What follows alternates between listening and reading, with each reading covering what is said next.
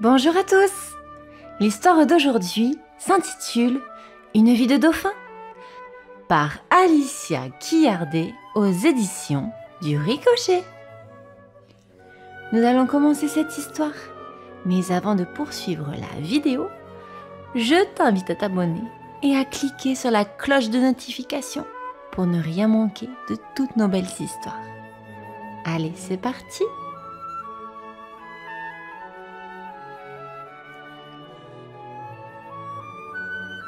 Dans toutes les mers et océans du monde vivent de nombreux animaux marins. Mais il y en a de particulièrement mignons. Regard malicieux, sourire farceur, front bombé et bec allongé. Tu devines de qui je parle? Ce sont les dauphins, bien sûr. Youhou!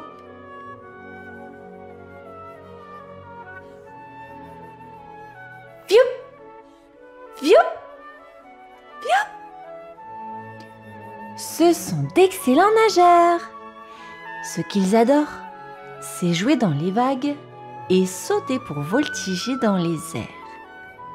Splash! Ce sont de véritables acrobates.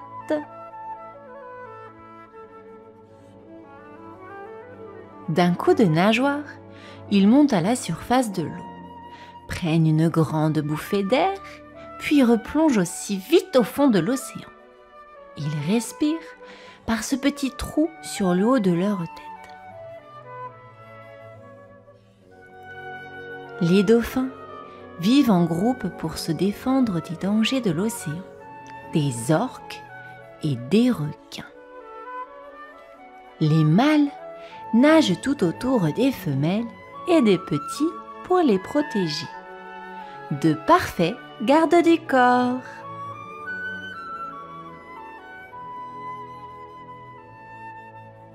Les dauphins ont un langage bien à eux. Clic, clic, clic, clac, clac, clac. Parfois même, on les entend siffler.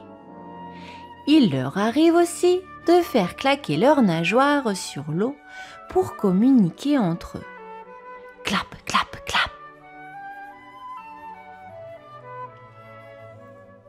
Ils voient tout et surtout, ils entendent tout, jusqu'au moindre battement de nageoire. Les voilà, le bec dans le sable. Ils chassent des petits poissons qui s'étaient cachés. Mais ils se nourrissent aussi de maquereaux, d'anchois et autres sardines. Ce qu'ils préfèrent par-dessus tout, ce sont les bancs de poissons. Tour à tour, ils les traversent la bouche ouverte et gobent tout ce qu'ils peuvent sur leur passage. Miam! Le ventre plein, ils se laissent flotter à la surface de l'eau et s'endorment tranquillement, bercés par le va-et-vient des vagues.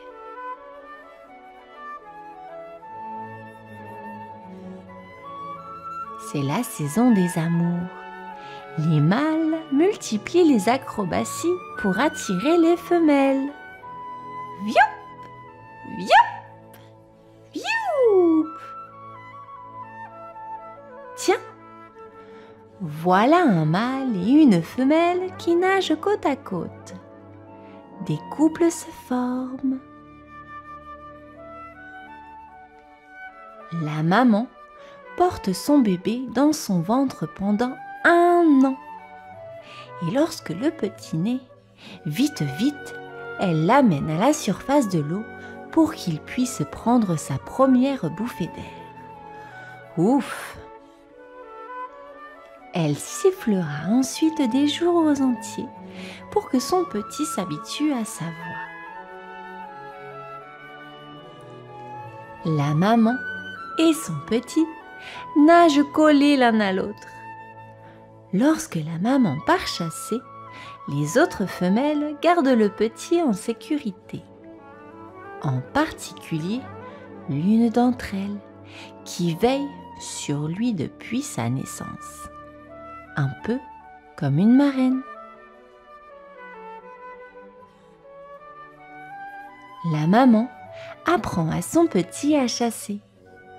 Dans quelques années, lorsqu'il aura 5 ou 6 ans, il partira à l'aventure lui aussi. Il s'en ira accompagné d'un dauphin de son âge qui deviendra son ami pour la vie.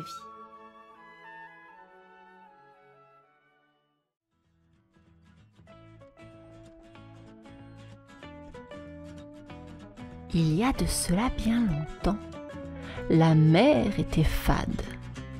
Elle avait le goût d'une eau quelconque, sans le moindre ajout de sel. D'ailleurs, les gens la buvaient pour se désaltérer comme on boit de l'eau minérale. Les poissons aussi la buvaient, et il ne faisait aucune différence entre le salé, le sucré, l'amer ou l'acide. Tout ce qu'ils buvaient et tout ce qu'ils mangeaient était parfaitement insipide. Ça ne le dérangeait pas du tout, puisqu'il n'était pas habitué à autre chose. Et puis un jour, un petit garçon passa par là. Il fabriqua un hameçon avec un morceau de fil de fer, puis l'accrocha à un bâton avec une ficelle. Il le lança à la mer et resta toute la journée les pieds dans l'eau. Au moment où il allait rentrer bredouille, il se rendit compte qu'il y avait une sardine accrochée à sa canne de pêche. Elle pouvait être là depuis longtemps. Elle était si minuscule qu'on la voyait à peine. Il la rapporta chez lui, mais ne put se résoudre à manger un animal si petit. Il alla prendre une casserole dans la cuisine, la remplit d'eau et y déposa sa sardine. Il pensa ensuite à la nourrir et farfouilla dans les placards en se demandant ce qui pourrait bien être absorbé par une si petite bouche. Une pomme? Non, elle s'étoufferait. Un gâteau? Non, même pas une miette serait trop grosse. Des spaghettis? Non, elle n'en viendrait jamais à bout. Ah, voilà! Cria-t-il quand il trouva ce qu'il y avait de plus fin. Du sel! Or, le paquet de sel qui était là dans le placard de la cuisine était vraiment très gros. Le père du petit garçon était en effet un fabricant de sel. Tous les matins, il partait avec un grand camion dans les dunes salées. De grandes montagnes bleues et blanches qu'on pouvait voir de très loin. Il grattait le sol à toute heure de la journée pour en extraire les petits grains et les transportait ensuite dans son camion jusqu'à son garage. Là, il devait les trier. Il mettait les grains blancs d'un côté et les grains bleus de l'autre, car s'il savait que les premiers étaient comestibles, il se méfiait en revanche des seconds dont la couleur lui semblait douteuse. Avec les grains blancs, il remplissait de grands sacs que les gens venaient acheter devant sa porte, alors que les grains bleus, eux, s'entassaient dans un trou très profond qu'il avait creusé au fond du jardin. L'enfant prit donc un paquet de sel dans le placard et le renversa dans l'eau. La sardine, qui était un peu secouée par toute cette agitation, pensait qu'on voulait la faire bouillir. Elle était toute crispée au fond de la casserole et s'attendait à sentir la température de l'eau augmenter de manière soudaine. Mais il ne se passa rien. Elle se détendit peu à peu et commença à faire des tours de casserole. Il n'y avait pas beaucoup d'espace, mais elle se sentait très à l'aise. Cette eau lui permettait d'être plus libre de ses mouvements. Elle n'avait qu'à donner un petit coup de queue et hop, elle était de l'autre côté de la casserole. Elle était si décontractée qu'elle décida même de goûter un peu de cette eau. Et là, elle fut enivrée par cette saveur extraordinaire. Elle n'avait jamais rien bu de si relevé, de si bon, de si fin. Ses yeux devinrent pétillants de bonheur et elle se mit à réaliser des petits sauts et des grands plongeons, à nager en formant de larges spirales rapides et à faire de grosses bulles pleines d'entrain. Le petit garçon regarda ce spectacle avec stupéfaction. Il échafauda aussitôt un plan pour voir s'il se passerait la même chose s'il parvenait à saler la mer. Il savait que le sel bleu du jardin ne servait pas à son père. Il l'avait plusieurs fois entendu pester contre ce tas gênant qui grandissait chaque jour et dont il voulait se débarrasser. Il mit la sardine dans un sac d'eau avec un peu de sel et il utilisa la casserole pour transporter le sel de son jardin jusqu'à la plage. Lorsqu'il lança le sel à la mer, toute la baie s'anima.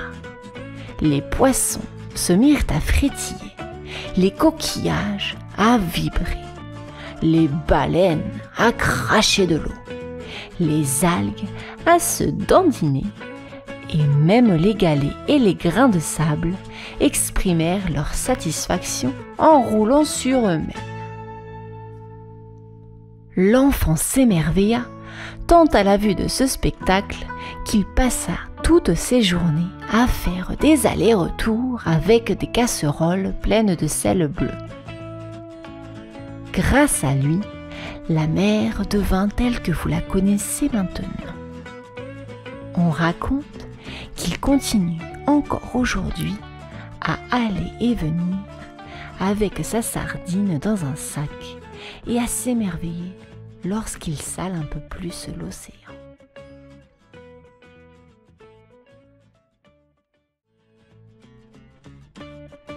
L'école sous l'océan. Chapitre 1. La rentrée à l'école sous l'océan. La journée se leva dans un kaléidoscope de teintes marines. Les rayons du soleil scintillaient à travers les vagues, baignant les fonds océaniques d'une lueur dorée. Marina, une étoile de mer vive et curieuse, secoua ses bras couverts de minuscules ventouses pour réveiller son ami Nemo, un poisson clown aux couleurs chatoyantes. Debout, Nemo! Aujourd'hui, c'est le grand jour. L'école des profondeurs nous attend. Nemo frotta ses yeux encore endormis, puis étira un sourire enjoué. Je suis toute excitée, Marina. Les deux amis glissèrent à travers les eaux cristallines en direction de l'école. Une merveille architecturale où les coraux s'épanouissaient comme des jardins sous-marins. À leur arrivée, le professeur Ephraim, un hippocampe sage aux yeux pétillants, les accueillit avec un sourire bienveillant. Bienvenue à l'école des profondeurs, où l'apprentissage devient une aventure aquatique inoubliable. dit-il d'une voix mélodieuse. L'excitation palpitait dans l'air tandis que les élèves, aux formes et aux couleurs variées, s'apprêtaient à plonger dans un monde sous-marin plein de découvertes et de mystères.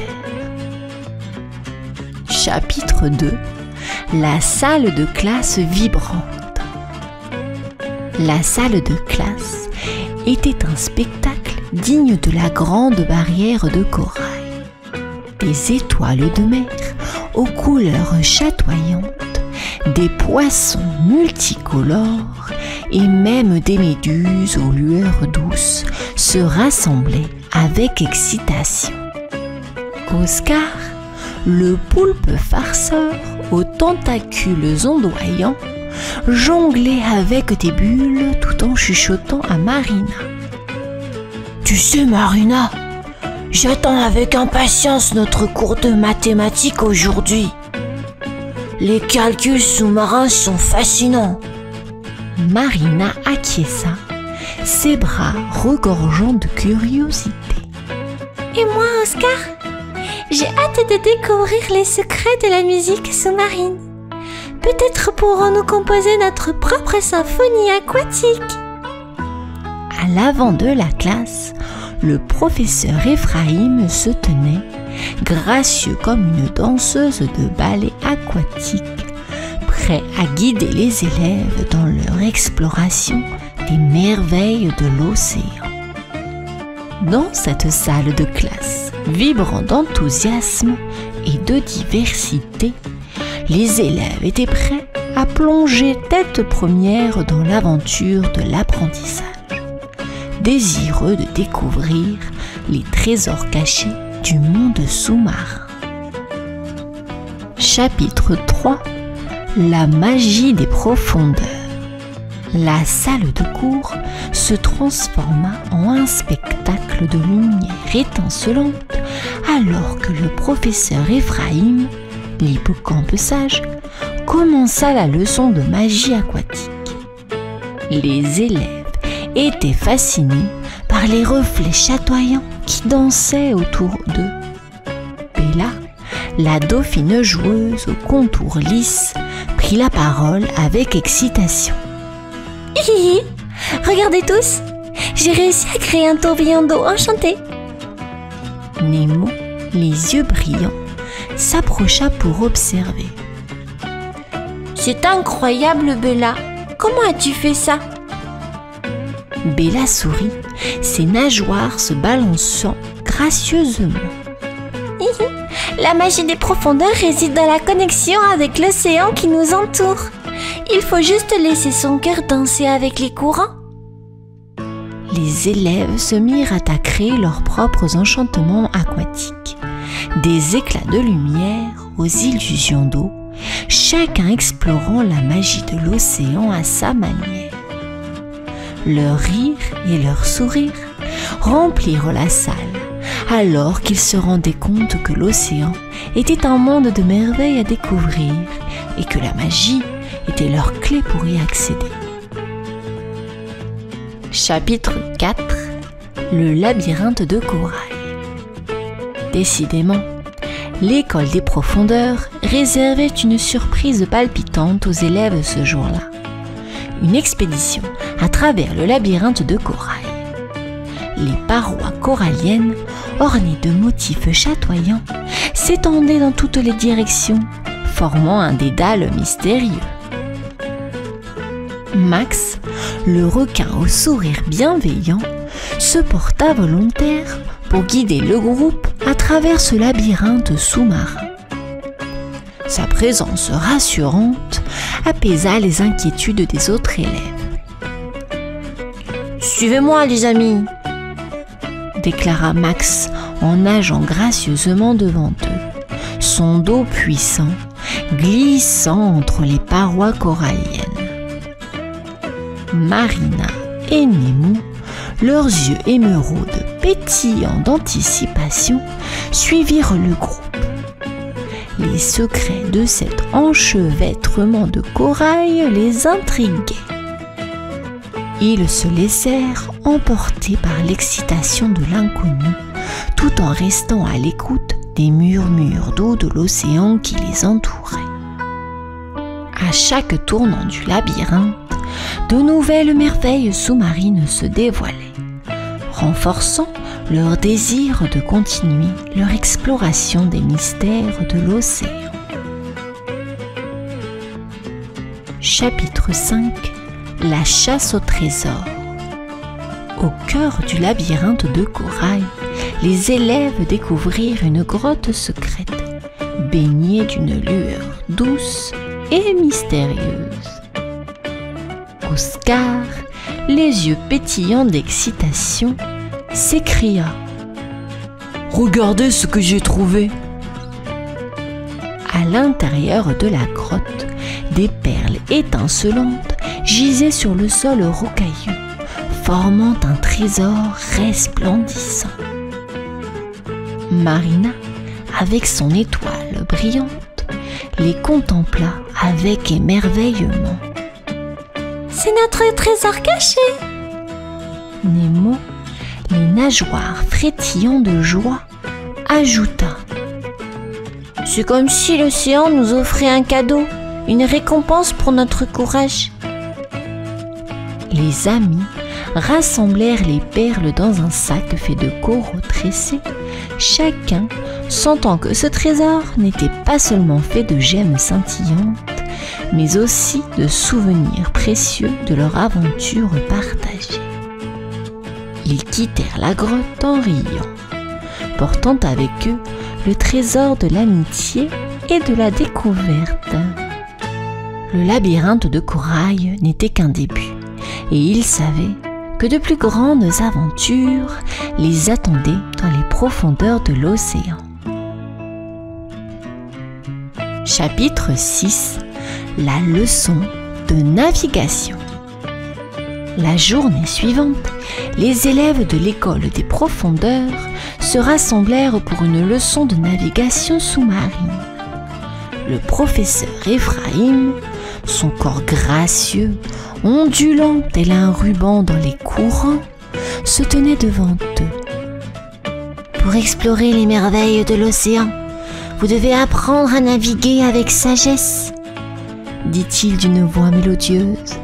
« Et qui de mieux pour vous guider que les étoiles des mers ?» Marina et Nemo échangèrent un regard curieux. Ils se joignirent aux autres élèves alors que le professeur Ephraim leur montrait comment utiliser les constellations d'étoiles marines pour se repérer dans les profondeurs de l'océan. Les étoiles de mer dans le ciel sous-marin brillaient d'une lueur mystique et bientôt les élèves commencèrent à comprendre comment se servir de cette carte céleste pour trouver leur chemin. Ensemble, ils résolurent des énigmes étoilées et explorèrent les recoins les plus secrets de l'océan. La leçon de navigation ne faisait que renforcer leur détermination à découvrir les trésors cachés de l'immensité bleue qui les entourait. Chapitre 7 : La fête des méduses lumineuses. Une soirée extraordinaire se préparait à l'école des profondeurs. Les élèves étaient invités à une fête unique au cœur d'un banc de méduses lumineuses. Leur lumière douce illuminait les fonds marins, créant une ambiance magique. Marina et Nemo, vêtus de leur plus belle parure, rejoignirent leurs amis dans une danse ondulante au rythme des lueurs fluorescentes. Les méduses s'élevaient et descendaient en douceur, créant un spectacle hypnotique. Bella la dauphine se glissa gracieusement à travers les méduses, les incitant à danser en harmonie avec elle. Oscar, le poulpe farceur, jongla avec des bulles phosphorescentes, ajoutant une touche de magie à l'atmosphère. Max le requin se joignit à la danse avec élégance, brisant les préjugés sur les requins. L'océan résonnait de rires et de chants, et les élèves se sentaient plus proches que jamais. Cette soirée unique renforça leur amitié et leur amour pour l'océan. Ils comprirent que l'océan était un lieu de magie, d'émerveillement et d'aventure, et que chaque jour apportait une nouvelle découverte. Chapitre 8. L'amitié de Max. Au fil des jours passés à l'école des profondeurs, Max le requin avait montré son véritable caractère. Gentil, attentionné et prêt à aider ses amis. Il avait gagné leur confiance et leur amitié. Un jour, Bella la dauphine avait exprimé son désir de nager plus rapidement pour explorer les récifs lointains. Max, avec sa vitesse impressionnante, avait offert son aide. Il se lançait à présent dans des courses à travers les eaux cristallines, les rires et les éclats d'eau remplissant l'air. Marina et Nemo avaient également appris à connaître Max. Ils s'étaient rendus compte que les préjugés sur les requins étaient infondés. Max était une preuve vivante que l'amitié pouvait transcender les différences. La diversité des amis à l'école était l'une des choses qui la rendait si spéciale. Chacun apportait quelque chose d'unique et tous étaient liés par une amitié sincère et une passion commune pour l'océan. Cette amitié, tissée au fil des jours passés ensemble, était un trésor inestimable, bien plus précieux que tout ce qu'ils pouvaient trouver dans les profondeurs de l'océan. Chapitre 9. La découverte d'une épave. C'était une matinée brumeuse. Les élèves de l'école des profondeurs étaient en pleine exploration des fonds marins. Alors qu'ils nageaient au-dessus d'un récif corallien, Marina, les yeux émeraudes pétillants d'excitation, aperçut quelque chose d'intrigant. Une épave de navire gisant silencieusement au fond de l'océan. Ils approchèrent avec précaution, les yeux rivés sur les vestiges du passé. Les algues avaient recouvert le navire, créant un spectacle presque féerique de couleurs et de formes. Nemo, curieux, demanda: « Je me demande quel genre de trésor pourrait se cacher là-dedans. » Oscar, le poulpe farceur, plongea pour inspecter de plus près. « Il y a des coffres en bois, de vieux livres et même une mystérieuse carte au trésor. » Ils réalisèrent que cette épave était une fenêtre sur le passé, un rappel des aventures qui avaient eu lieu dans les profondeurs de l'océan, bien avant leur époque. La découverte de l'épave alimenta leur désir de connaître l'histoire de l'océan et les aventures qui les attendaient. Chaque coin sombre de l'océan contenait des secrets et des merveilles à découvrir, et ils étaient plus que prêts à les explorer tous. Chapitre 10. La grande course sous-marine. L'excitation était à son comble à l'école des profondeurs, alors que la journée de la grande course sous-marine était enfin arrivée. les élèves se rassemblèrent sur la ligne de départ, leurs nageoires frétillant d'impatience. Le professeur Ephraim, l'hippocampe sage, se tint au centre de l'arène sous-marine, sa voix douce portée par les courants. « Que la course commence !» Les élèves plongèrent dans l'eau avec grâce, se faufilant entre les coraux et zigzagant autour d'algues ondulantes. Chacun montrait ses compétences uniques, Bella avec sa grâce aquatique, Oscar avec sa rapidité étonnante et Max le requin avec sa puissance.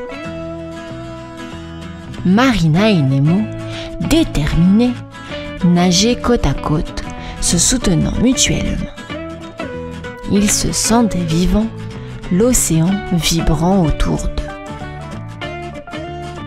La course n'était pas seulement une compétition, mais une célébration de l'amitié, du partage des connaissances et du plaisir d'être ensemble. Quoi qu'il arrive par la suite, ils savaient que l'aventure continuait, que de nouvelles découvertes les attendaient au-delà de la ligne d'arrivée et que leur amitié était la plus grande récompense de toutes.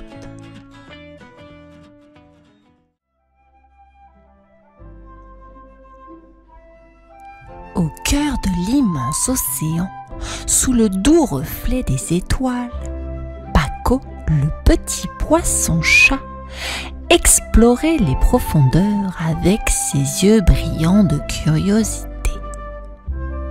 Alors qu'il jouait à cache-cache avec ses amis parmi les algues, il remarqua un éclat argenté qui se démarquait dans le ciel nocturne. Intrigué, il s'approcha de la surface et demanda, les yeux grands ouverts d'étonnement. « Qu'est-ce que c'est, maman ?» Sa maman, avec un doux sourire, nagea à ses côtés et lui répondit.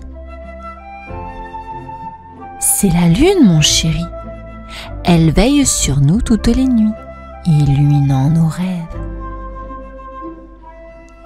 Paco, captivé par cette découverte, resta à contempler cette merveille lointaine, se demandant comment quelque chose pouvait être si brillant et si beau. « Un jour, murmura-t-il, j'aimerais la toucher. » La fascination de Paco pour la lune ne faisait que grandir. Chaque soir, après leur jeu, alors que les autres poissons s'endormaient, ils s'échappaient discrètement pour s'installer près de la fenêtre, ses petits yeux fixés sur l'astre lumineux.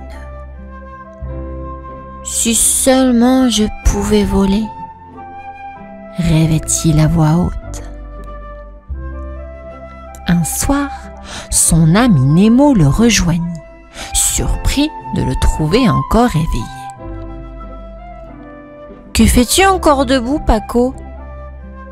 demanda-t-il. « Je veux toucher la lune !» répondit Paco, son désir évident dans ses yeux brillants. Nemo rit doucement, ses petites nageoires frémissant de divertissement. « Elle est si haute, et nous sommes des poissons. Comment comptes-tu y arriver ?» Paco, déterminé, replongea en dessinant des cercles dans l'eau et déclara. « Je trouverai un moyen, tu verras. » Paco était déterminé. Chaque matin dès l'aube, il commençait à s'exercer. Il prenait une grande inspiration, nageait le plus profondément possible, puis remontait à toute vitesse, tentant de percer la surface de l'eau pour s'approcher de la lune. Splash! Encore et encore, il sautait, créant de petites vagues à chaque tentative. Nemo, qui l'observait souvent depuis un rocher voisin, ne pouvait s'empêcher d'admirer l'effort de son ami. « Tu te rapproches à chaque fois !» l'encouragea-t-il. Mais malgré tout son courage et sa détermination, la lune demeurait hors de portée. Fatigué, mais pas découragé, Paco s'exclama.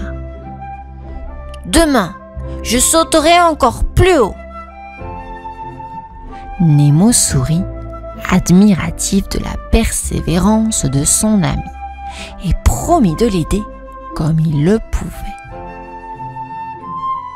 Alors que la nuit enveloppait l'océan d'un voile étoilé, une silhouette ailée planait silencieusement au-dessus de l'eau.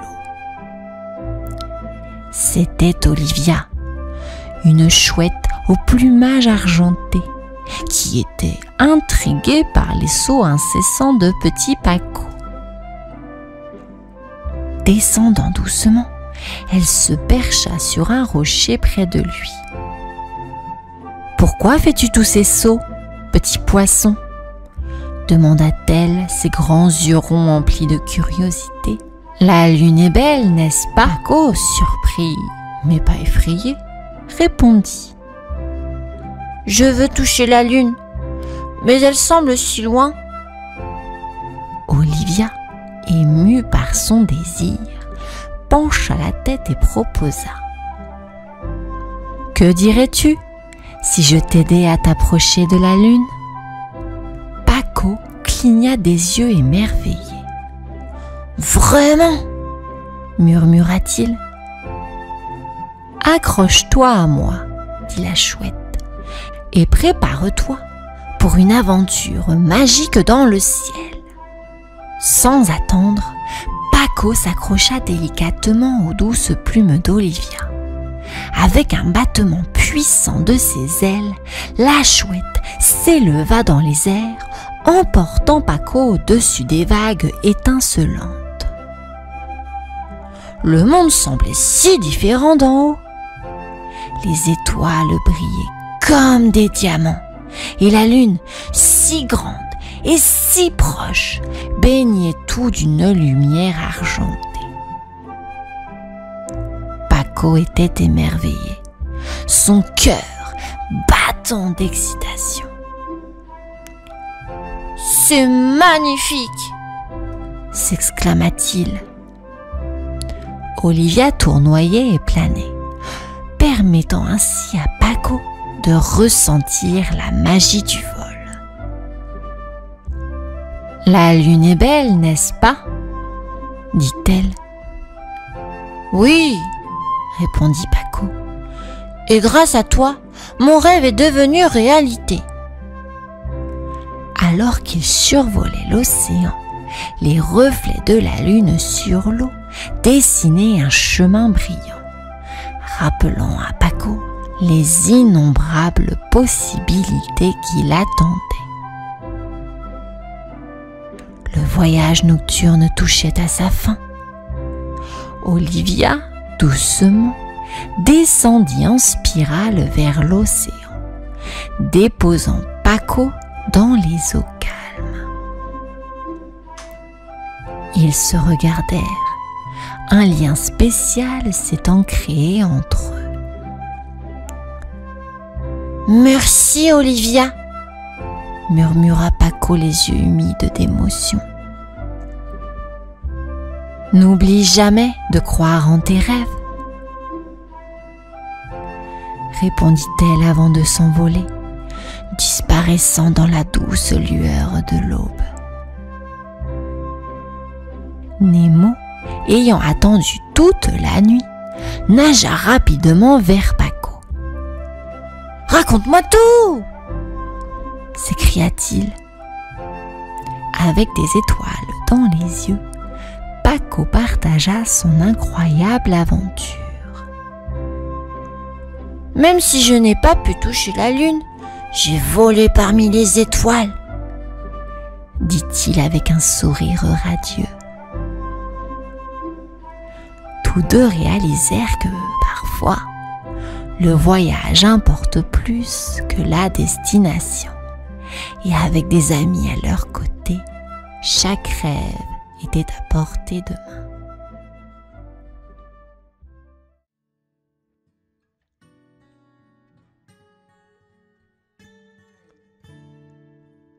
Au cœur d'une rivière, où l'eau chantait en dansant sur les pierres, vivait une petite sirène nommée Lina.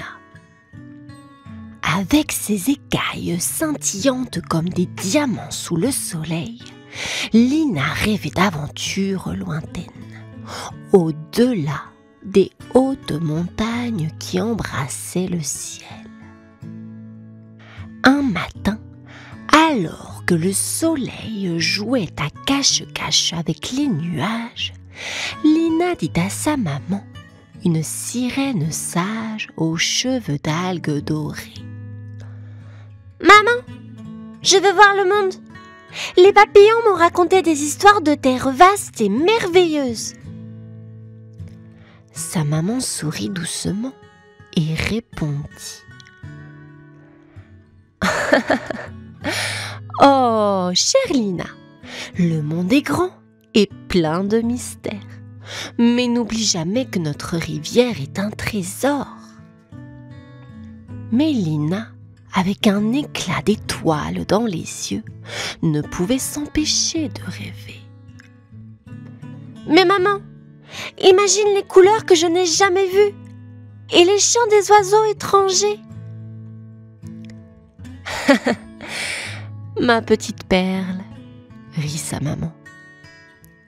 Le monde est bien plus grand que notre rivière, mais n'oublie pas que chaque aventure commence par un rêve. Sois prudente, car les grandes aventures apportent les plus grandes leçons. Et avec un cœur gonflé d'espoir et d'innombrables rêves, Lina imaginait les merveilles au-delà des montagnes, ignorant encore les précieuses leçons que l'aventure lui enseignerait. Dans la lumière douce de l'aube, la petite sirène convoqua une réunion au fond de la rivière. « Chers amis, commença-t-elle, une lueur d'excitation dans les yeux. Je désire explorer le monde au-delà de nos eaux. Son ami, le Carassin, écarquilla les yeux. Mais ces plans de géants et de monstres là-haut, s'exclame-t-il en faisant des bulles de surprise. Oh, mais je sais, répondit-elle en riant. Mais pensez aux merveilles que je pourrais voir. Le vieux crabe, sage et grisonnant, pinça l'air avec ses pinces. Et qu'en est-il de ta famille, ma chère? Ne leur manqueras-tu pas? La petite sirène baissa les yeux, touchée. Bien sûr, mais mon petit cœur est rempli d'un désir d'aventure. Je promets de revenir et de partager chaque histoire. Les poissons chuchotèrent entre eux, leurs écailles scintillant sous les rayons du soleil qui perçait l'eau. Finalement, le vieux sage crabe soupira. Alors, va avec courage, petite exploratrice, mais n'oublie jamais le chemin du retour. Avec un sourire et un battement de cœur plein d'espoir, la petite sirène prépara son départ, son âme vibrante d'anticipation pour les aventures à venir. Avec un frisson d'excitation, la petite petite sirène franchit les limites de sa rivière natale, s'aventurant dans un monde inconnu. « Oh, que c'est grand !» s'exclama-t-elle, ses yeux écarquillés devant tant de merveilles. Bientôt, elle rencontra un papillon aux ailes chatoyantes. « Bonjour, petite voyageuse. Où te mènent tes rêves aujourd'hui ?» gazouilla le papillon, dansant dans l'air. « Je veux voir le monde et découvrir ses secrets, » répondit-elle avec enthousiasme. Le papillon se mit à rire. « Alors suis-moi, mais attention à ne pas te garer. » Ensemble, ils découvrirent des fleurs au parfum enivrant et des arbres si hauts qu'ils semblaient toucher le ciel. À chaque nouvelle aventure, à chaque nouvelle découverte, la petite sirène riait, son cœur léger. Oh, ah! Pourtant, les défis ne manquèrent pas. Face à un ruisseau tumultueux, elle s'écria. « Oh là là! Comment vais-je traverser cela ?»« Avec un peu d'astuce et beaucoup de courage, » répondit le papillon. Et voilà que la petite sirène, en prenant son élan, bondit de pierre en pierre jusqu'à l'autre rive. « Waouh! J'ai réussi !» s'exclama-t-elle, plus fière que jamais. À travers chaque épreuve et découverte, la petite sirène apprit la valeur de l'aventure et la joie de voir le monde sous un nouveau jour. Alors que la petite sirène poursuivait son aventure, elle tomba sur un jardin oublié. Au milieu des herbes folles, une rose solitaire émergeait, fière et élégante. « Oh, bonjour Madame la Rose !» dit la petite sirène émerveillée. « Comment se fait-il que vous soyez si belle au milieu de cet abandon ?» La rose sourit doucement. « Ah, ma chère, c'est parce que je trouve de la joie dans la simplicité. La lumière du soleil et la caresse du vent sont mes trésors. » La sirène curieuse s'approcha. « Et ne vous sentez-vous pas seule ?»« Parfois, » admit la rose. « Mais chaque jour apporte son lot de visiteurs, des abeilles bourdonnantes aux oiseaux chanteurs. Et maintenant, toi, une petite sirène aventureuse. » La petite sirène rit.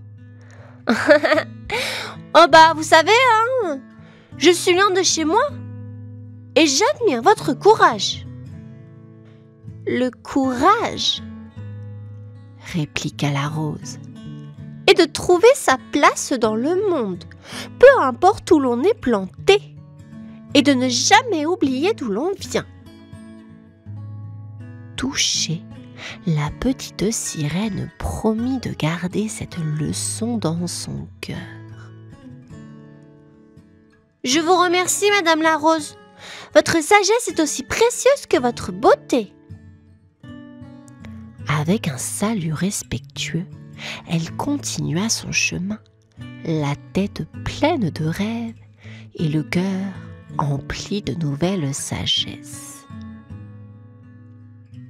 Après de nombreuses aventures, la petite sirène sentit son cœur s'alourdir d'un doux mal du pays. « Oh, comme ma rivière et ma famille. Oh, Comme ma rivière et ma famille me manquent, murmura-t-elle sous le scintillement des étoiles. Un soir, alors qu'elle contemplait le reflet de la lune sur l'eau, une grenouille bondissante vint à sa rencontre. « Qu'as-tu donc, petite sirène? Tu sembles avoir avalé un nuage. » La petite sirène sourit à la drôle de description. « Je pense à mon foyer, cher ami. L'aventure est belle, mais mon cœur désire retourner à ce qui m'est familier. » Alors, saute aussi haut que tu le peux et suis ton cœur. Quoi, quoi, coassa la grenouille avec malice. Riant à cette pensée, la petite sirène prit une grande inspiration. « Oui, je suppose. Il est temps de rentrer. J'emporterai avec moi les histoires de ce voyage et le souvenir des amis rencontrés. » Avec une détermination renouvelée, elle entreprit son voyage de retour. Chaque coup de nageoire la rapprochait de la rivière qu'il avait vue grandir. Elle était impatiente de partager les leçons apprises et les rires échangés, sachant maintenant que le plus grand trésor était là, dans l'eau claire de son foyer.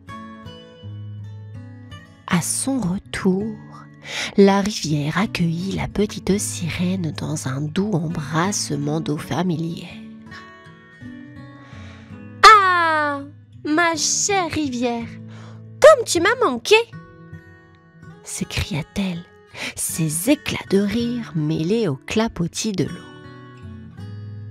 La nouvelle de son retour se répandit comme des vagues, et bientôt, tous les habitants de la rivière vinrent l'accueillir.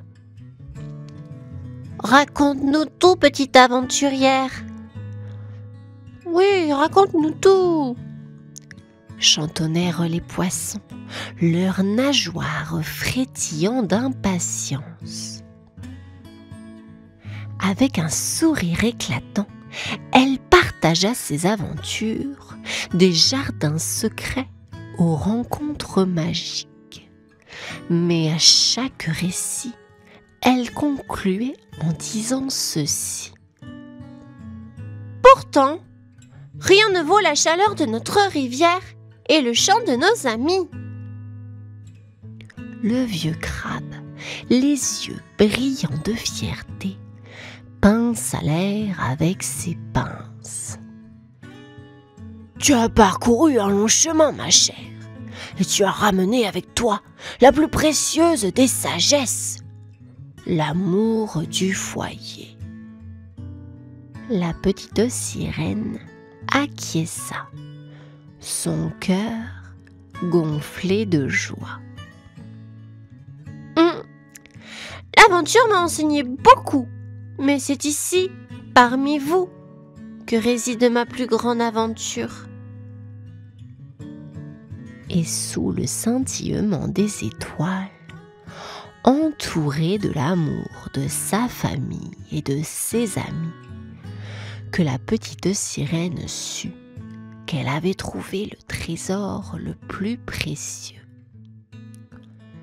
le bonheur simple d'être chez soi. Bella, une jeune baleine bleue, rêvait de voyager.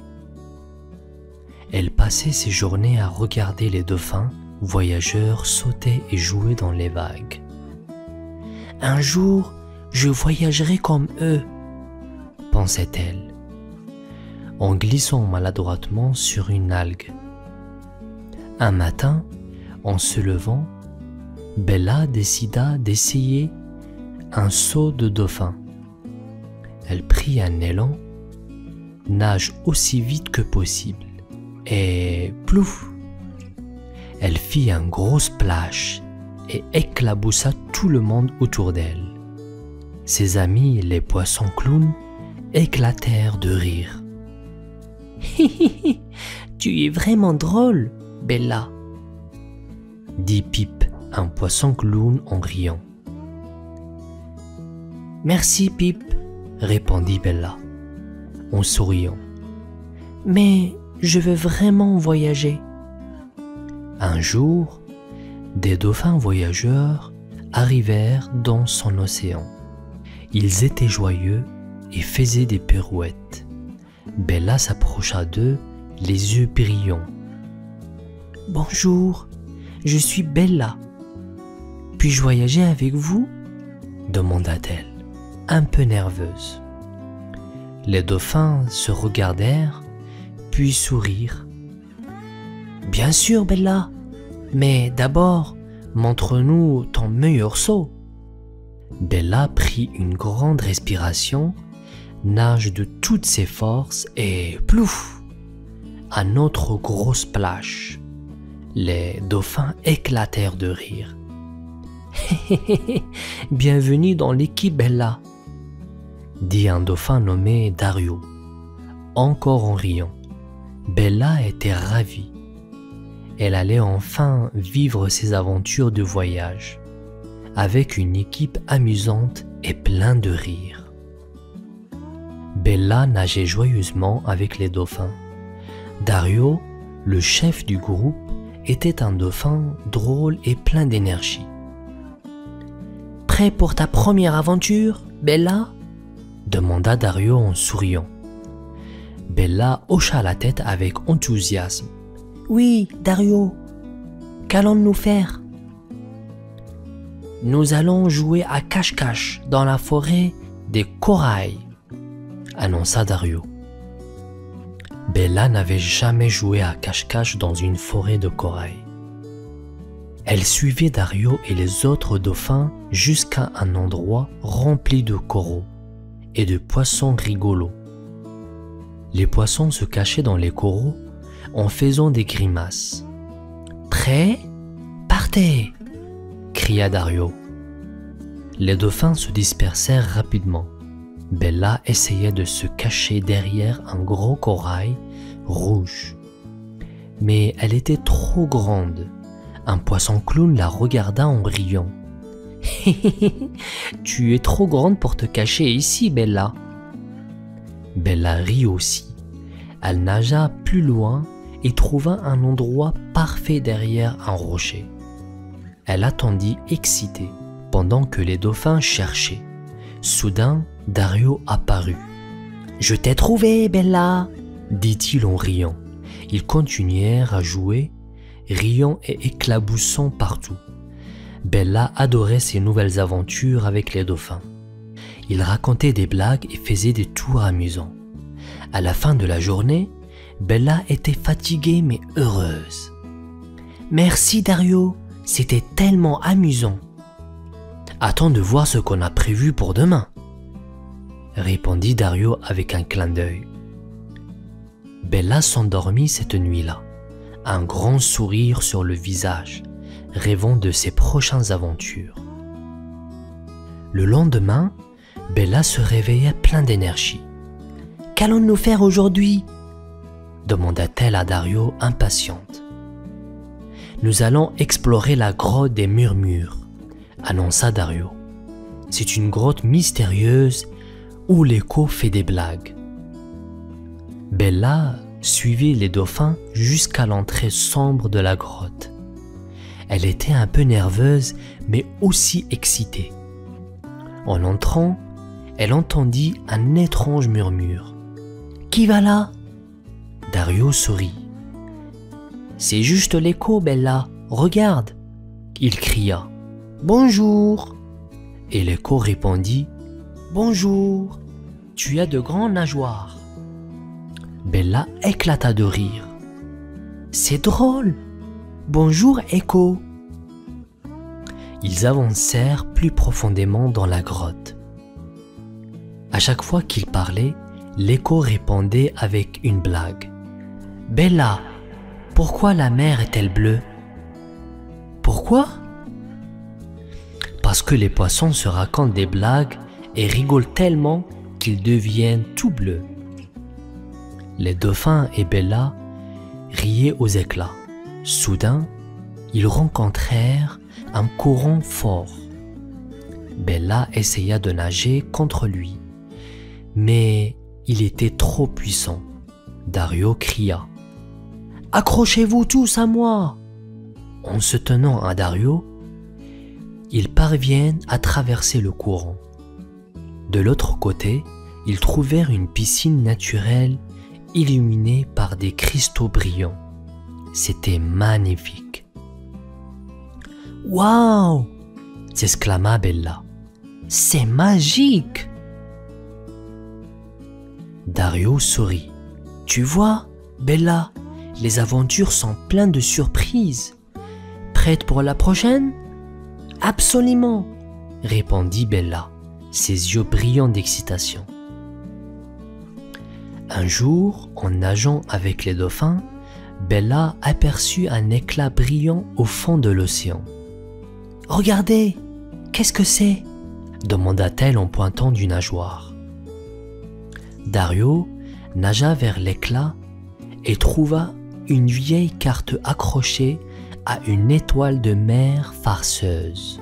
« C'est une carte au trésor !» dit-il en riant. « Mais attention, cette étoile de mer aime jouer des tours. » L'étoile de mer gigotait en riant. « Si vous voulez la carte, il faudrait me chatouiller. » Les dauphins et Bella commencèrent à chatouiller l'étoile de mer, qui riait de plus en plus fort. Finalement, elle lâcha la carte. « Vous avez gagné. Bonne chance pour trouver le trésor. » En suivant la carte, ils rencontrèrent une série d'énigmes absurdes. Quelle est la couleur du poisson invisible ? Demandait l'une des énigmes. Transparent ? Répondit Bella. Et l'énigme se dissipa dans un nuage de bulles. Après plusieurs autres énigmes farfelues, ils arrivèrent à une caverne secrète. À l'intérieur, ils découvrirent un coffre rempli de jouets aquatiques délirants, des ballons gonflables, des canards en plastique et des hula-hoops sous-marins. Bella et les dauphins éclatèrent de rire en essayant les jouets. Dario jouait avec les coquillages, tandis que Bella faisait des tours avec les hula-hoops. Ils passèrent le reste de la journée à s'amuser avec le trésor. « Ce trésor est incroyable !» dit Bella, les yeux pétillants de joie. « Qui aurait cru qu'on trouverait des jouets sous-marins ?» Dario sourit. « Les meilleures aventures sont toujours pleines de surprises, Bella. Et ce n'est que le début. » Bella se sentit plus heureuse que jamais, entourée de ses amis et de ses nouveaux jouets. Alors qu'ils jouaient encore avec leurs jouets aquatiques, Bella et les dauphins entendirent un étrange chant. Ils suivirent le son et découvrirent une sirène assise sur un rocher qui chantait faux mais avec enthousiasme. « Bonjour, je suis Serena, la sirène chanteuse, » dit-elle avec un grand sourire. Dario murmura à Bella. « Elle pense qu'elle chante bien ? Ne dis rien. » Bella sourit poliment.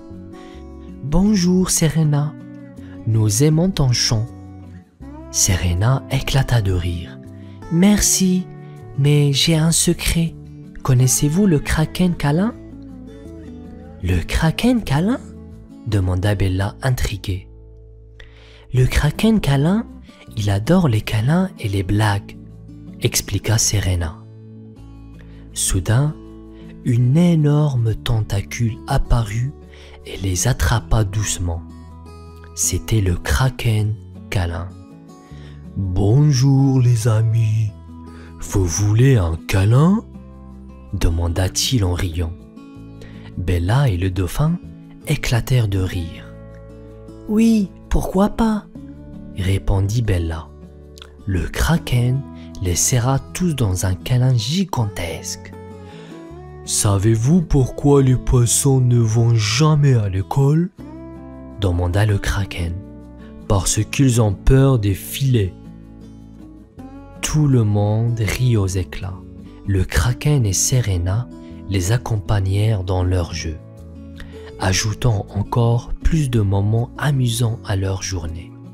« Merci Serena et kraken câlin, vous êtes les meilleurs !» dit Bella, encore hilar. Serena sourit. « Revenez quand vous voulez pour plus de chants et de câlins. » Bella, Dario et les autres dauphins repartirent heureux de leur nouvelle rencontre. Les aventures étaient toujours meilleures avec des amis amusants. Après tant d'aventures, Bella et les dauphins décidèrent de rentrer chez eux. Sur le chemin du retour, ils racontaient des blagues et riaient à leurs aventures. « Pourquoi les poissons détestent-ils les ordinateurs ?» demanda Dario. « Parce qu'ils ont peur des virus », répondit Bella en riant. Quand ils arrivèrent dans l'océan de Bella, ses amis et sa famille les attendaient. Pip le poisson clown nagea vers elle. « Alors, comment étaient tes aventures, Bella ?»« C'était incroyable. Nous avons trouvé un trésor de jouets aquatiques, rencontré une sirène qui chantait faux et même un kraken câlin, » répondit Bella avec enthousiasme. Pip rit. « Ça a l'air super amusant. » Bella montra les jouets à ses amis et ils commencèrent à jouer ensemble. Ils firent des courses avec hula hoops sous-marins et jonglèrent avec les coquillages. Tout le monde riait et s'amusait. « Merci pour ces aventures, Dario, » dit Bella. « Je me suis tellement amusée. »« De rien, Bella. Tu es toujours la bienvenue pour des nouvelles aventures, » répondit Dario avec un clin d'œil. Alors que le soleil se couchait, Bella se sentit heureuse et comblée. Elle avait vécu des aventures incroyables et s'était fait de nouveaux amis. Elle rêvait déjà des prochaines aventures qu'elle vivrait avec ses amis dauphins. « Bonne nuit tout le monde !» dit Bella en s'endormant, un sourire sur les lèvres. Et c'est ainsi que Bella, la baleine voyageuse, découvrit que les meilleures aventures sont celles partagées avec des amis. Un matin ensoleillé, Clark le requin était tout excité. Aujourd'hui, il allait à l'école. Il adorait l'école plus que tout. « Bonjour, Madame Lydie !» s'écria Clark en sautant dans la classe. Madame Lydie, son professeur, portait des lunettes rondes et souriait toujours. « Bonjour, Clark. Essaie de ne pas sauter trop fort. Tu pourrais renverser quelque chose. » lui dit-elle avec un clin d'œil. Clark nagea vers sa place, faisant des bulles de joie. Il adorait jouer avec ses amis pendant la récréation. « Aujourd'hui, on joue à cache-cache » demanda-t-il à Joey. « Peut-être, Clark, mais souviens-toi de ne pas pousser tout le monde » répondit Joey en riant. Clark riait aussi. Parfois, il oubliait de ne pas nager trop vite. « Et après, on joue à celui qui court le plus vite » Clark était si excité qu'il en fit une petite danse. Madame Lydie sourit et dit « Clark, rappelle-toi, il y a un temps pour jouer et un temps pour écouter. » Clark fit une petite grimace amusante et promit de faire de son mieux. « Super, Clark. Maintenant, asseyons-nous et commençons la journée, » dit Madame Lydie. Clark était prêt à apprendre, avec peut-être juste un petit peu de jeu entre les leçons. Mais Joey semblait un peu triste. Clark, toujours aussi plein d'énergie, n'avait pas remarqué tout de suite. Joey, pourquoi fais-tu une tête de poisson triste? Demanda Clark en nageant autour de son ami. Clark, tu es mon ami, mais parfois tu nages trop vite et tu es trop fort. Ça me fait tomber, dit Joey d'une petite voix. Clark cligna des yeux surpris. Oh, je suis désolé, Joey. Je ne voulais pas te rendre triste. Madame Lydie, qui avait entendu leur conversation, nagea vers eux. Clark, parfois tes amis ont besoin que tu sois un peu plus calme. Tu comprends? Clark fit une moue, puis sourit. Oui, Madame Lydie, je vais être un super requin calme. Il essaya de nager plus doucement autour de Joey. Comme ça? Demanda Clark en faisant un petit cercle long. Joey rit et hocha la tête. Oui, comme ça, tu es un requin super calme maintenant. Clark sourit, content d'avoir appris quelque chose de nouveau. Je serai le meilleur requin calme pour mes amis. Clark le requin voulait être un bon ami, mais se rappeler de rester calme était si difficile. Alors il a eu une idée brillante. Je vais faire des rimes pour me souvenir, dit Clark avec un grand sourire. Lorsqu'il commença à penser, il nagea au rond en murmurant des mots. Quand la maîtresse parle, mes nageoires se bloquent. Et quand on mange, je garde mon sandwich et ne pas l'échanger. Joey l'écoutait et ne pouvait s'empêcher de rire. Clark, tes rimes sont drôles. Elles vont vraiment t'aider. Clark fit un clin d'œil à Joey. Bien sûr. Écoute celle-ci. Pas trop vite, sinon ça irrite. Madame Lydie avait entendu Clark et sourit. Très créatif, Clark. Tes rimes pourront certainement t'aider à te souvenir de rester calme. Clark était content. Avec mes super rimes, je serai le meilleur requin calme. Il fit un petit tour sur lui-même, heureux de son nouveau plan. Un matin, alors que Clark et ses amis arrivent à l'école, ils virent quelque chose d'énorme dans la cour de récréation. C'était Sid, le calamar, le nouvel élève. « Bonjour, je suis Sid, » dit-il d'une voix douce, un peu timide. Clark, toujours excité de rencontrer de nouveaux amis, nagea rapidement vers Sid. « Salut Sid, je suis Clark, tu veux jouer avec nous ?» Sid sourit mais bougea un peu trop avec ses grands tentacules, faisant tomber quelques crayons et livres. « Oh, pardon !» s'exclama-t-il tout embrouillé. « Oups, Sid, tu es un peu comme moi avant. Mais ne t'inquiète pas, j'ai une rime pour ça. » rit Clark. « Quand tu es grand et que tu bouges, fais-le lent, pas comme les vagues. » « Merci, Clark. Je vais essayer de me souvenir de ta rime. » Madame Lydie sourit en voyant cela. « Bienvenue, Sid. Clark peut t'apprendre quelques trucs pour t'aider à t'habituer. »« Super. Avec l'aide de Clark, je vais bien m'amuser ici, » dit Sid, heureux d'avoir déjà un nouvel ami. Clark était très content d'aider son nouvel ami, Sid le calamar. Ensemble, ils apprenaient à être prudents et calmes à l'école. « Regarde, Sid, quand tu veux jouer avec les blocs, dis simplement « Puis-je jouer ?» au lieu de pousser, expliqua Clark en montrant à Sid comment demander poliment. Sid essaya. « Puis-je jouer ?» demanda-t-il à Joey. Joey sourit et répondit « Bien sûr, Sid, viens construire avec nous. » Clark fit un grand sourire. « Tu vois, Sid, c'est facile quand on demande gentiment. » Ensuite, Clark aida Sid à se rappeler de ne pas être trop bruyant. « Quand on est à l'intérieur, on nage doucement, comme si on avait des nageoires en plumes, » dit Clark en riant. Sid rit aussi. « Des nageoires en plumes, ça c'est drôle, Clark. » Madame Lydie les observait et était très fière. Clark, tu es un très bon mentor pour Sid, dit-elle en les rejoignant. Merci, Madame Lydie, je veux être le meilleur requin mentor que je peux être, s'exclama Clark, tout excité. Sid se sentait de plus en plus à l'aise.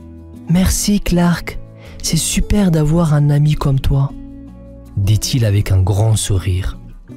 Clark était heureux d'aider et pensait que c'était vraiment super d'être un bon ami.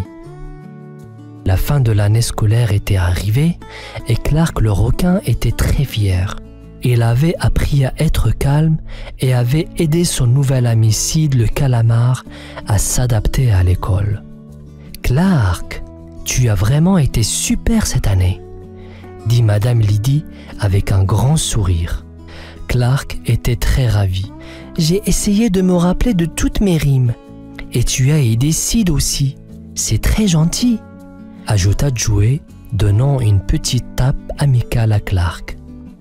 Sid souriait. Oui, merci Clark. Avec ton aide, j'ai fait beaucoup d'amis. Clark était heureux. C'est génial, Sid. Rappelle-toi, un ami aide un ami. C'est ce que font les amis. Madame Lydie annonça alors qu'ils allaient faire une petite fête pour célébrer la fin de l'année. Et nous allons avoir un gâteau spécial pour notre ami le requin et son ami. Clark et Sid rirent et dansèrent un petit peu. Une danse de la joie du gâteau, cria Clark. Tous rirent et profitèrent de la fête. Clark regarda autour de lui, heureux de voir tous ses amis sourire. « J'ai appris beaucoup cette année, pensa-t-il. » Il était une fois, dans un grand océan bleu, une joyeuse baleine qui aimait chanter. Un jour, un petit oiseau blanc vola au-dessus de l'eau et vit la baleine. « Bonjour !» gazouilla l'oiseau. « Tu as un très beau sourire !» La baleine sourit encore plus largement. « Merci ! Et toi, tu as de très jolies plumes !» L'oiseau rit. « Ha ha ! Tu nages si bien, c'est comme une danse dans l'eau. Et toi, tu voles si haut, comme un avion !» chanta la baleine. Ils rigolèrent ensemble, faisant des bulles et des pirouettes. « Je m'appelle Bibi l'oiseau !» dit l'oiseau en se posant sur l'eau. « Et moi, je suis Bella la baleine !» répondit la baleine en éclaboussant joyeusement. Tout l'été, Bibi l'oiseau et Bella la baleine se retrouvaient tous les jours dans la grande baie bleue.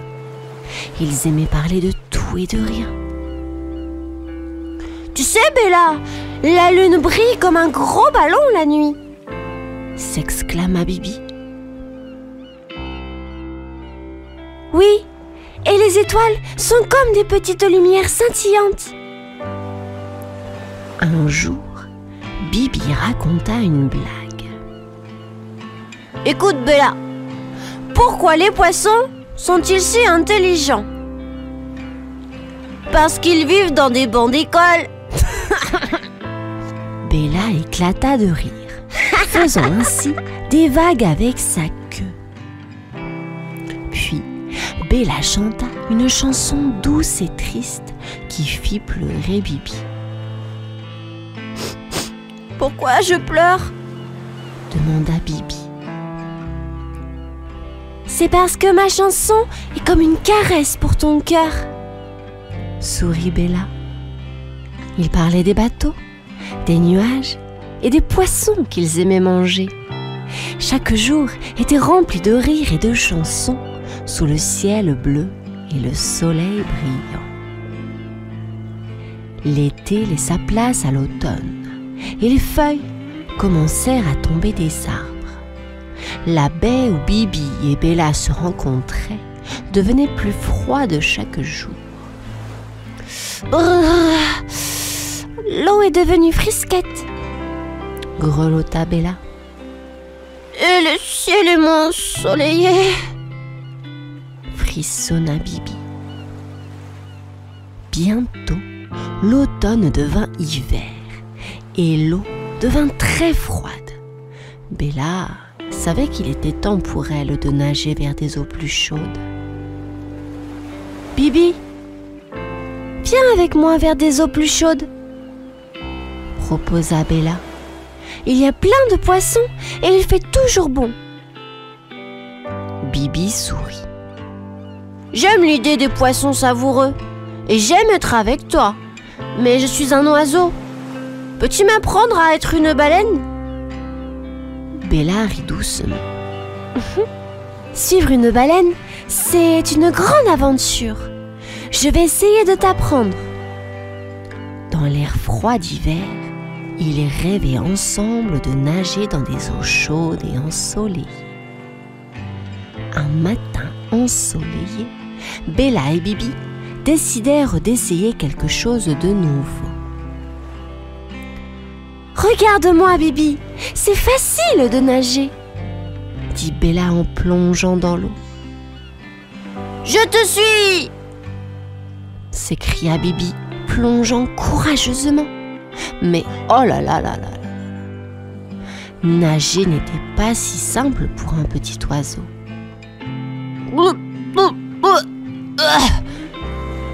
Je crois que je bois plus d'eau que je nage, toussota Bibi en ressortant à la surface. Bibi essaya encore, battant des ailes dans l'eau, mais c'était dur de respirer sous l'eau.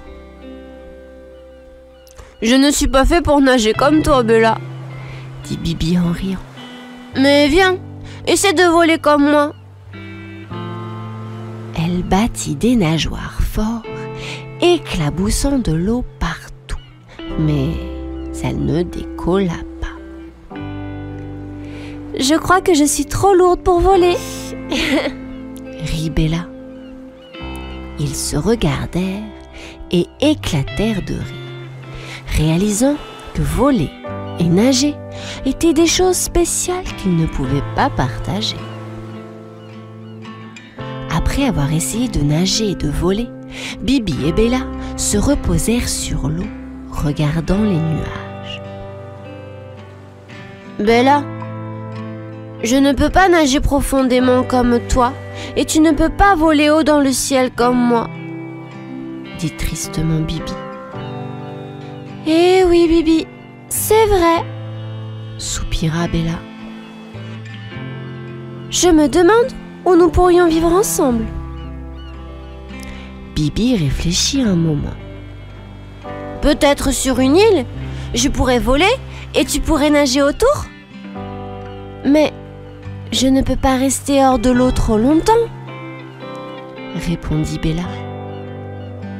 Et moi, j'aime sentir le vent sous mes ailes quand je vole, ajouta Bibi. Ils se regardèrent, se rendant compte que même s'ils s'aimaient beaucoup, ils ne pouvaient pas changer qui ils étaient. Nous sommes différents, Bella.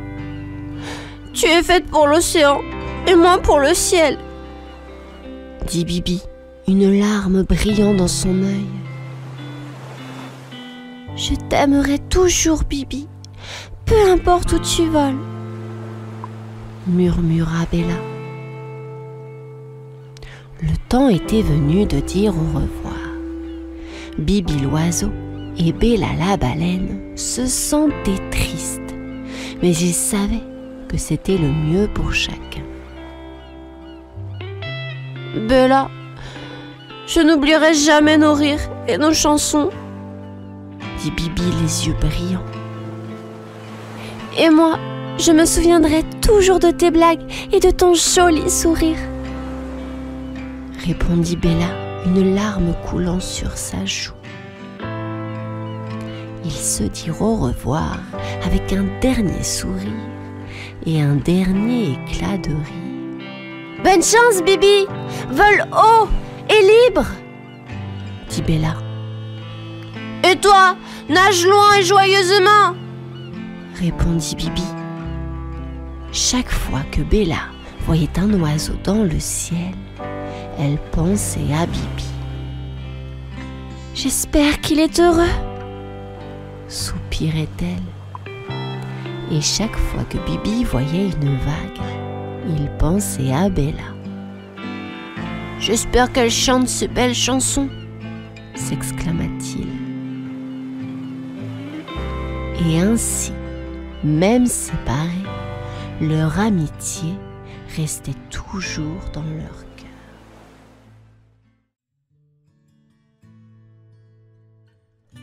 Ce matin-là, Émilie entra dans la salle de bain et s'exclama. « Ah là là! Papa a oublié de vider le bain !» La baignoire était pleine d'eau avec des bulles qui faisaient plop, plop. Mais ce qui était encore plus drôle, c'était quelque chose qui dépassait de l'eau. On aurait dit une nageoire. C'est peut-être un canard plongeur, rigola Émilie. Mais en regardant de plus près, elle s'aperçut que c'était trop grand pour être un canard. Une nageoire dans mon bain? Ça alors? Émilie courut vers sa maman. « Maman, maman, il y a quelque chose d'étrange dans le bain !» Sa maman sourit et lui dit « Peut-être que c'est un bateau jouet ?»« Mais non, maman, c'est beaucoup plus grand. Viens voir !» Émilie prit sa maman par la main, toute excitée de lui montrer sa découverte aquatique mystérieuse. Quand Émilie et sa maman revinrent dans la salle de bain, elles virent 3 requins dans la baignoire. « Bonjour, je suis Papa Requin !» dit le plus grand des requins avec un sourire édenté. « Et moi, je suis Maman Requin !» ajouta un autre requin en faisant un clin d'œil. Et le petit dernier sautilla en disant « Et moi, bébé requin, pouet pouet !» Émilie écarquilla les yeux. « Oh, des requins qui parlent! C'est rigolo !» s'exclama-t-elle. Maman requin rigola. « Nous sommes des requins très spéciaux. Nous savons même chanter. » Papa requin fit semblant de bouder. « Moi, je préfère les blagues de requin !» dit-il en faisant semblant d'être sérieux. Puis il éclata de rire. Ha ha ha ! Émilie rit avec eux. « Des requins dans mon bain? Quelle aventure !» s'écria-t-elle. « Maman, regarde, ils sont si drôles !» Émilie eut une idée lumineuse. « Je sais, on va jouer au jeu du brossage des dents !» s'exclama-t-elle. Papa requin fronça les sourcils. « Brosser des dents? Mais nous sommes des requins !» Émilie rigola. « C'est encore plus amusant alors! Vous avez tellement de dents !» Maman requin sourit. « D'accord, petite Émilie, montre-nous comment on fait. » Émilie prit sa brosse à dents géante et du dentifrice. « Regardez, comme ça !»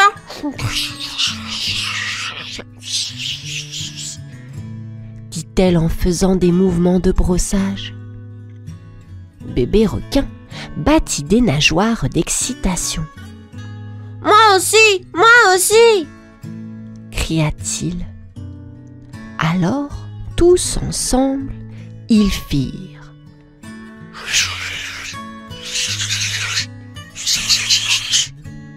sur leurs dents. Papa requin éclata de rire. « Ça chatouille !» dit-il. Maman requin ajouta: quelle idée brillante, Émilie! Nos dents n'ont jamais été aussi propres. Et tous les requins montrèrent leurs dents bien propres en souriant largement. Regarde maman, il brille! S'exclama Émilie toute contente. Après le brossage des dents, Émilie eut une autre idée amusante. Maintenant, jouons avec des bulles! S'exclama-t-elle en prenant un flacon de savon à bulles. Mais qu'est-ce que c'est? Demanda bébé requin, les yeux ronds comme des bulles. C'est magique, tu vas voir! Dit Émilie en soufflant dans le cercle pour créer des bulles. Des bulles flottaient partout, grandes et petites, brillantes comme des petites étoiles. Wow! Waouh! Waouh! S'écrièrent les requins en essayant d'attraper les bulles avec leurs nageoires.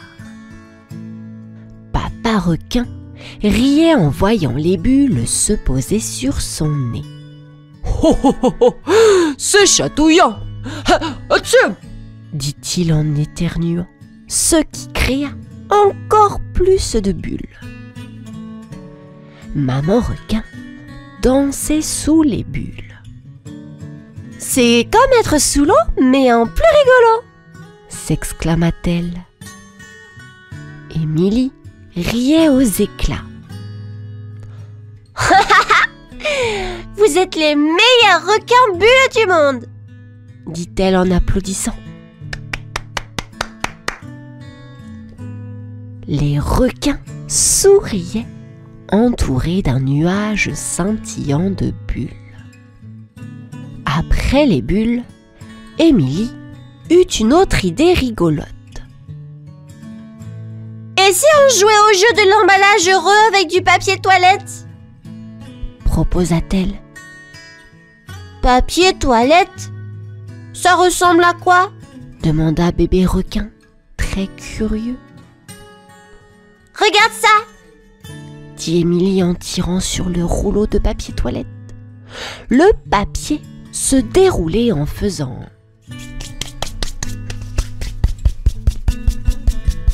Les requins étaient émerveillés. On dirait une longue écharpe blanche! S'exclama maman requin. Tourne autour! Dit papa requin. Ils commencèrent à tourner en riant, s'enroulant dans le papier. Bébé requin gigotait. C'est comme jouer au jeu de cache-cache. Ha! Cria-t-il. Ils se retrouvèrent tous enroulés, riant et se débattant dans le papier. Ha! On ressemble à des momies rigolotes! Dit Émilie en riant. Oh, mais regardez! On est tout emmêlés! S'exclama maman requin en riant. Papa requin ajouta. Oh, c'est le jeu le plus drôle de la mer! Tous éclatèrent de rire, heureux dans leur cocon de papier. Après le jeu amusant, Émilie entendit son papa arriver. Oh, vite! Nous devons tout nettoyer! S'écria-t-elle. Les requins, encore tout emmêlés, hochèrent la tête. Oui, oui, un nettoyage express! Dit papa requin. Ils travaillèrent tous ensemble, faisant splash et splish dans l'eau, et hop! La salle de bain était toute propre. Regardez!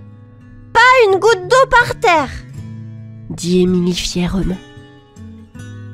Juste au moment où il terminait, la porte s'ouvrit. Papa entra et vit Émilie toute souriante. Oh, Tu as tout nettoyé, ma chérie. Quelle bonne surprise, dit-il. Oui, papa.